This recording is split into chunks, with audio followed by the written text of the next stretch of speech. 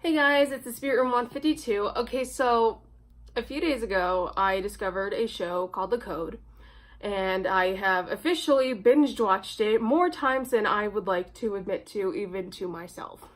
Okay, but in the process of watching it, I wrote a song called Mental Anesthesia, and this was after 6 hours of watching Ashley Zuckerman play an autistic man, and his performance of it was spot on. It was, let's just The Code is the only show where there was an autistic character and my brain didn't go numb. I'm gonna talk about that in a sec. So I discovered a show called The Code and I wrote a song called Mental Anesthesia.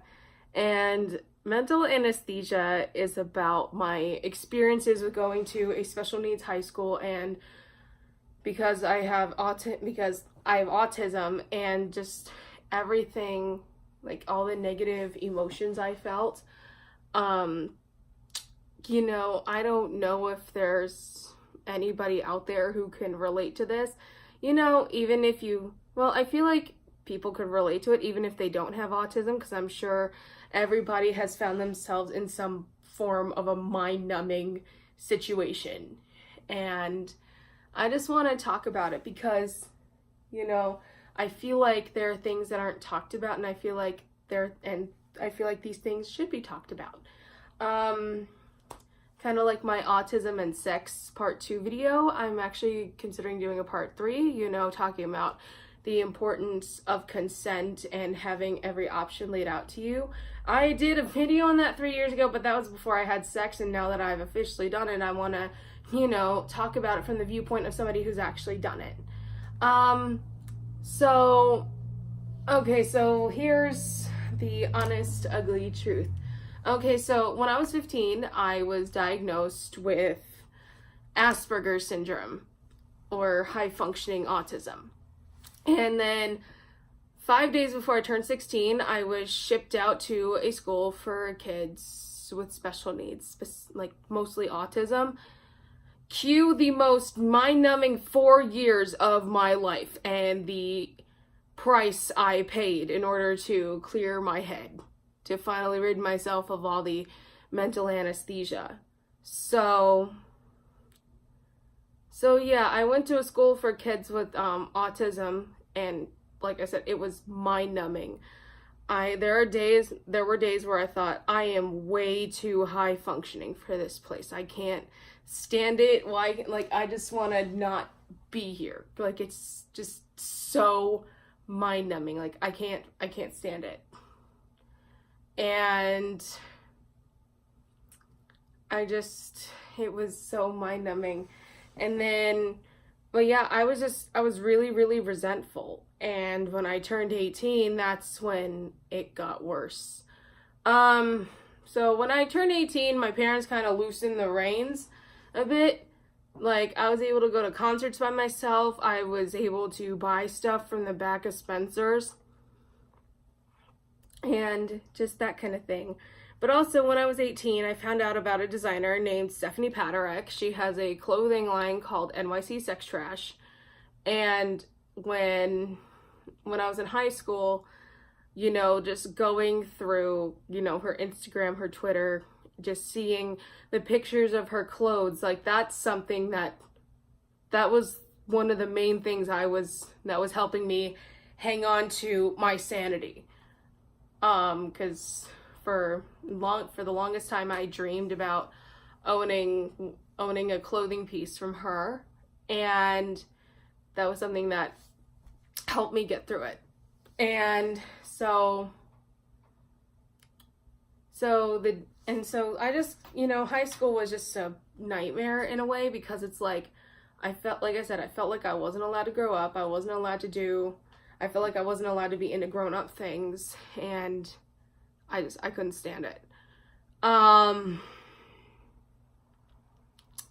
then graduation came, and I was relieved to be out of there. And I was relieved to be out of there, and then that day on, I just did, I did whatever I could to reinvent myself, to shed myself of an image I felt like I was forced to hang on to, and I could not stand it. It was driving me batshit crazy sometimes. And then everything kind of just ramped up in 2000, about 2 years ago, 2017. So a lot changed that year about me. I finally stopped being a virgin, which was a huge relief. I was finally in a relationship where I felt like I could be my true self. I could just be into the things that I'm into and not apologize for them. The guy I was with, he had autism. He had autism, and that was actually one of the original reasons why I didn't want to date him, because I dated 2 guys in high school, and I found it to be mind-numbing. It was just, I couldn't get into it, and then from that point on, I just vowed, nope, I'm not dating anybody from this school. I will never date anybody with autism because it's so fucking mind-numbing. And then this guy just landed in my lap, and, and then it's been going good, But yeah, just like, I never felt like I was going numb. And so, yeah, I felt like I could just be a grown-up. I can, just do grown-up things and not feel like I have to apologize or explain why I wanted to do those things. And then last year, I finally got the opportunity to order a dress from Stephanie Paderak, and I was super, super excited about it because it had been a dream of mine for the last 7 years to own a dress from her. And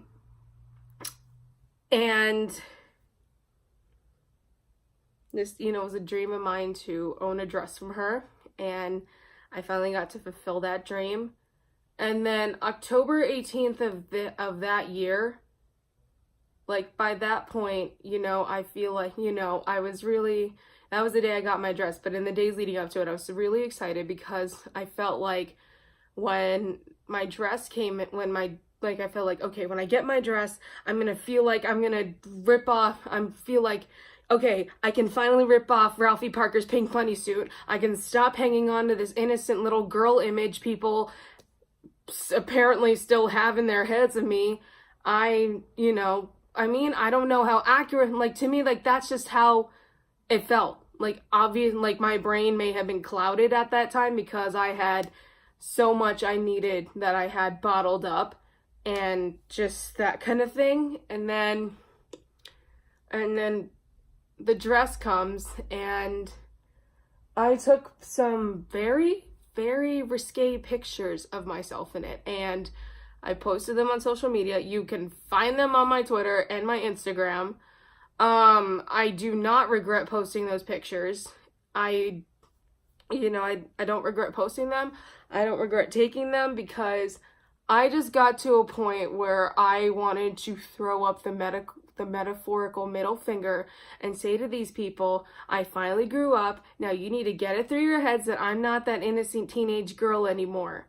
And another thing that exacerbated this, so a cousin of mine who lives in New York, she came down to visit me and my parents, and when she saw me for the first time in, this was about 9 years, she saw that I had tattoos, and I told her when she found out how old I was now and then, and that I had a boyfriend, and I was, getting to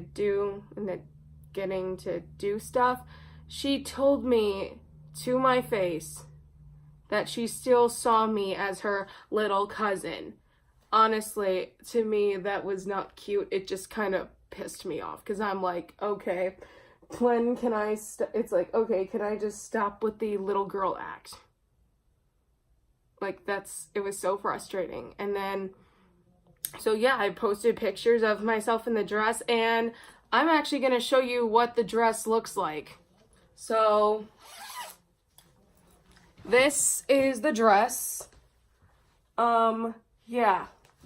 So, it has garter clips on it where I could attach thigh highs to it. I wanted to do that, but I was kind of lazy, so I just didn't want to. But yeah, I took pictures of myself in this dress, and I have absolutely zero regrets about it, because I just got so fed up with this image. I felt like I was permanently attached to, that I needed to rid myself of. And then when I took those pictures, I felt like this, so when I took those pictures and I posted them, there was a sense of relief, and I felt like, see, I knew that if people were to see me like that, it would piss them off, and I thought, good. You can finally get innocent 16-year-old Christina out of your head now. But yeah, like I said, I don't know how much accuracy there was, but to me, it was like my brain was so clouded. I felt like there was no other version of the truth out there.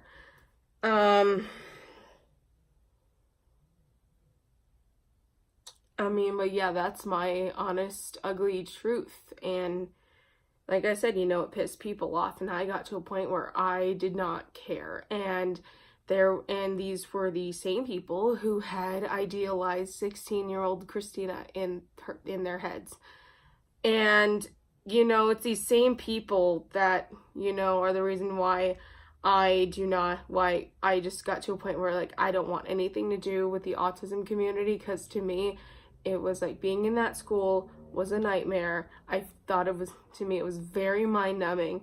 I needed to not be there. Like, I just needed to excuse myself from it. I know this is controversial and all that, and I know some people are gonna be like, but Christina, you have autism. Why wouldn't you want to participate in that? It's like, I understand that I have autism, but at the same time, I want a sense of normalcy in my life. I met my best friend a few years ago, and she has this gang of friends, that I sometimes hang with, and they all know that I have autism, but they don't treat me like a special needs nutcase. They just treat me like a normal human being. Like, I'm not, like, to me it's like I'm welcome and I'm accepted here. Like, they don't treat me differently. They don't ask me like questions that they feel like would be offensive. But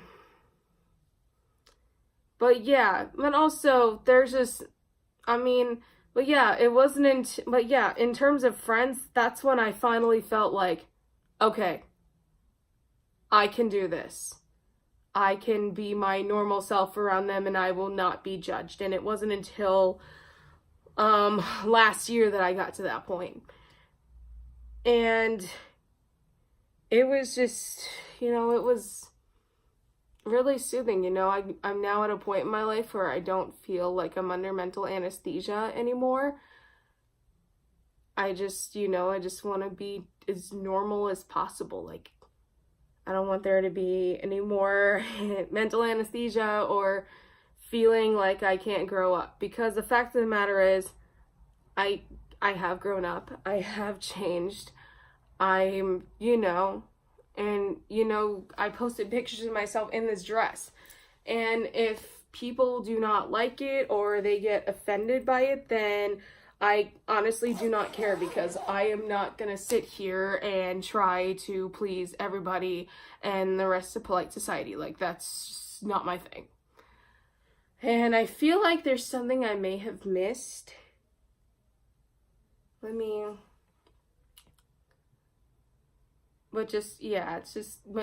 Posting those pictures, it was cathartic. I felt like I could breathe again. and then just, you know, and then my friends and then the guy I was with, just that kind of thing. So yeah, that's my honest, ugly truth. And I can't think of anything else I want to say. So Spirit 152 signing off. All right, bye guys.